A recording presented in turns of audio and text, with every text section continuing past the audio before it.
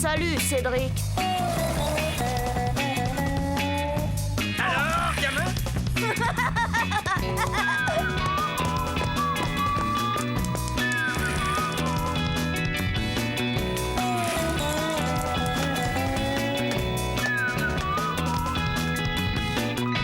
Quelle vie on mène tout de même quand on a 8 ans.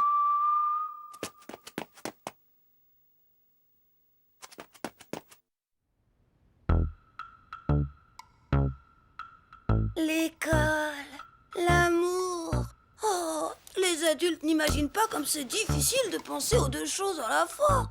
Par exemple, je me souviens avoir traversé une période particulièrement noire concernant mes bulletins scolaires. Je sais, je vais encore vous faire du mal, mais vous pouvez faire de moi ce que vous voulez. Je suis prêt à accepter n'importe quelle punition.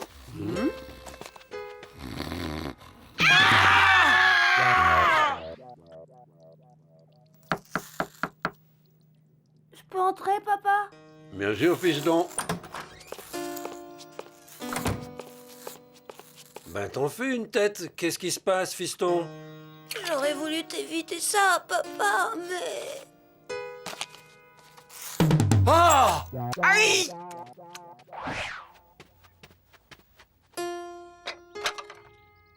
Tiens, qu'est-ce que c'est?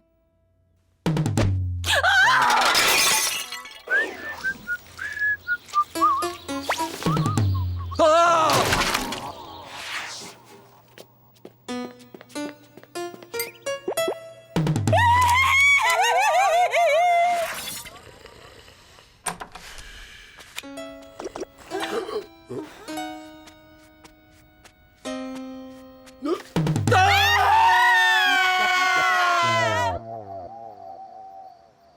Évidemment, cette série noire avait une explication toute simple. J'étais plus amoureux de Chen que jamais. Je n'arrêtais pas de penser à elle.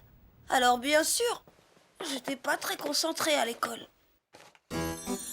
Ni en histoire, ni en géo,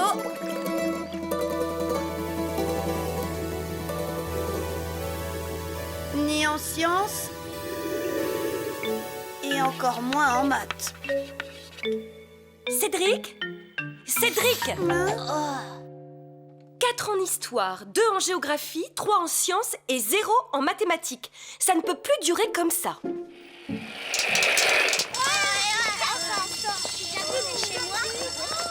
Bon, mon vieux, avec un bulletin pareil, ça risque de drôlement chauffer chez toi. Je comprends que tu penses à autre chose qu'à l'école, mais quand même, tu devrais essayer de faire un effort. Ah, Chen, je savais que c'était pour mon bien si elle me parlait comme ça. Mais elle demandait l'impossible. Comment aurais-je pu cesser de penser à ma perle d'Orient, mon bouton d'or? Seulement voilà, il y avait ce fichu bulletin.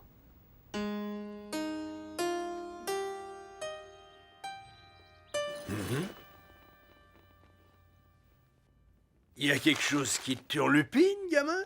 Moi, bon non, Pépé. Qu'est-ce que tu vas chercher là? Bonjour, fiston. Bonjour, vous. Bonjour, chérie. Bonjour, Robert. Est-ce que tu peux venir dans la cuisine, s'il te plaît? J'ai hâte de parler. Parlez? Mais bien sûr, chérie.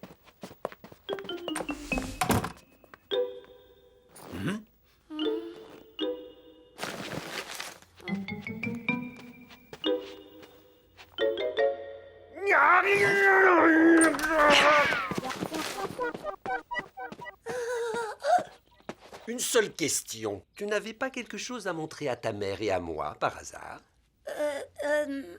Mon bulletin peut-être? Parfaitement! Parce que mademoiselle Nelly a téléphoné à ta mère et qu'on sait déjà tout de tes derniers exploits scolaires! Dis-moi, graine de voyou, qu'est-ce qu'on va faire de toi, hein?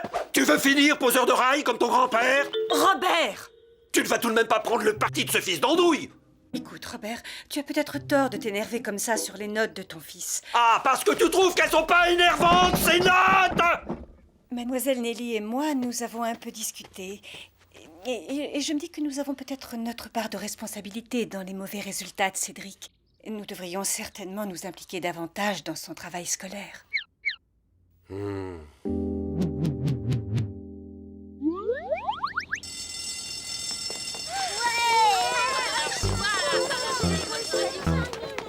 Cédric, attends! Bah alors, tu viens pas jouer au parc? Oh, désolé, vieux, je dois rentrer à la maison. Mes parents se sont mis en tête de s'impliquer davantage dans mes devoirs. Alors j'ai intérêt à me tenir à carreau. Oh mince de mince. Et pour Chen, au fait, comment tu vas faire? Comment ça pour Chen? Tu vas plus avoir beaucoup de temps pour elle. Et avec Nicolas qui continue à tourner autour. Ouais, mais je te préviens, hein, si tu laisses Nicolas s'approcher d'elle, tu vas voir à la récré. C'est vrai, l'idée de laisser Chen à la merci de ce frimeur de Nicolas de machin truc ne me plaisait pas du tout. Mais en fait, les choses ont pris un tour inattendu. Bonjour Pépé, bonjour maman. Tu ne restes pas un peu bavardé avec ton vieux Pépé? Excuse-moi Pépé, j'ai pas le temps là, faut que j'aille apprendre mes leçons.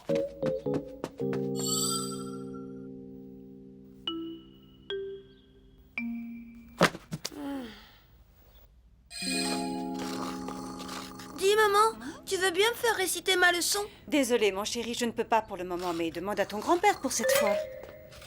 C'est page 28 Pépé, il faut que tu me poses des questions. Ah, j'y suis. Qui était Charles Martel? Charles Martel était le fils de Pépin de Herstal et de sa compagne Alpaïde. Doté d'une puissante armée, il consolida son autorité en Germanie et vainquit les Sarrasins commandés par Abdelrahman à Poitiers. en Stop, faisant- ça va, j'en ai assez de ton Charles Martel. Je peux aller jouer? Et ça va rafraîchir tes neurones. C'est pas bon de les chauffer à blanc, ces petits machins-là. D'accord, Cédric, mais tu restes dans ta chambre. Tu te doutes de ce qui arrivera si tu n'es pas dans ta chambre quand ton père rentrera. Je bouge pas de ma chambre, maman, je te le promets. Bon, d'accord, j'avais appris ma leçon. Mais je me voyais pas continuer comme ça tous les jours. Hein. Christian avait raison. Il n'y avait pas que les leçons dans la vie. Il y avait aussi mon amour pour Chen.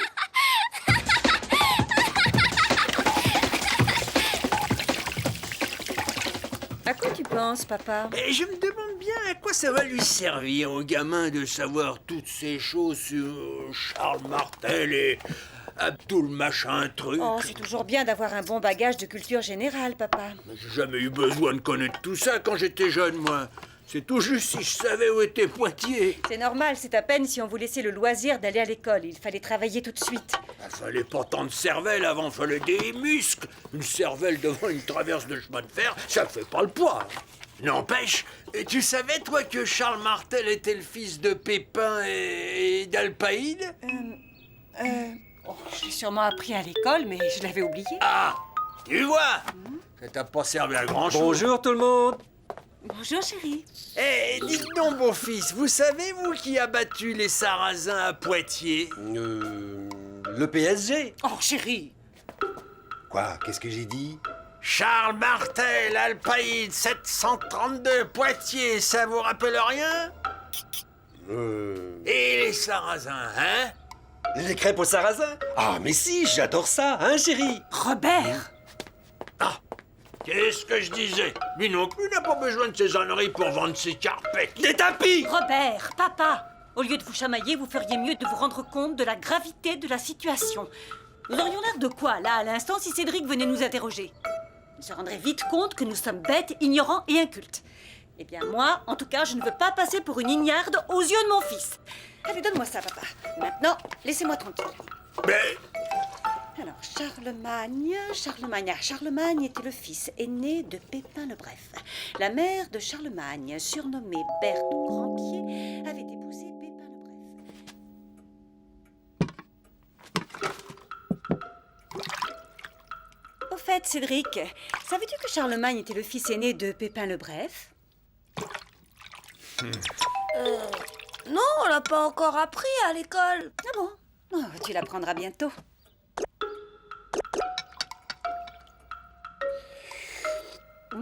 Et la mère de Charlemagne? Oui, qu'est-ce qu'il y a, papa? Et moi, alors, j'ai pas le droit à la soupe? Oh, excuse-moi, papa, je suis un peu distraite. Et la mère de Charlemagne, Cédric, sais-tu qu'elle s'appelait Bertrade? On l'a surnommée aussi Berthe au Très grand prix. idiot, Marie-Rose, fais attention. Oh, je suis désolée. Désolé, si tu continues comme ça, on va être obligé de prendre nos repas à la baraque à frites. Mais enfin, papa, c'est dans l'intérêt de Cédric. Écoute, Marie-Rose, tu veux que Cédric travaille mieux à l'école, hein? Oui, oui, bien sûr, mais... Alors laisse-moi m'occuper de ça.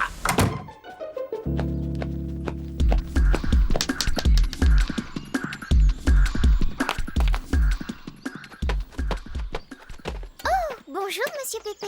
Oh, bonjour, Chen. Et justement, je voulais te parler seul à seul. Me parler? Bien sûr, monsieur Pépé. Dis-moi, Chen, l'école, ça va bien pour toi, n'est-ce pas? Ça ne va pas trop mal. Pourquoi? Eh bien, parce que, vois-tu, j'aurais un petit service à te demander.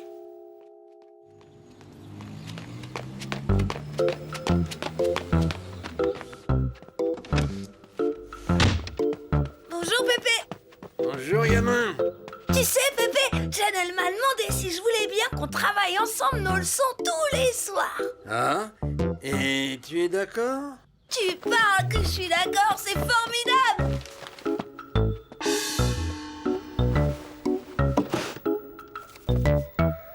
Oh, Jen, c'est dingue ce qu'elle m'aime. Du coup, mes bulletins de notes se sont rudement améliorés. Enfin, pour un temps. Qui était l'épouse de François Ier?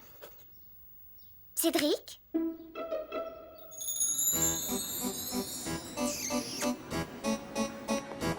Cédric? Cédric, tu m'entends? Enfin, Cédric, à quoi est-ce que tu penses? À quoi je pensais? Elle le savait bien, Jen, parce que les devoirs, c'est bien. Mais comment m'empêcher de rêver à l'avenir merveilleux qui nous attend? Tout de même, hein, quelle vie on mène quand on a 8 ans et l'amour en tête.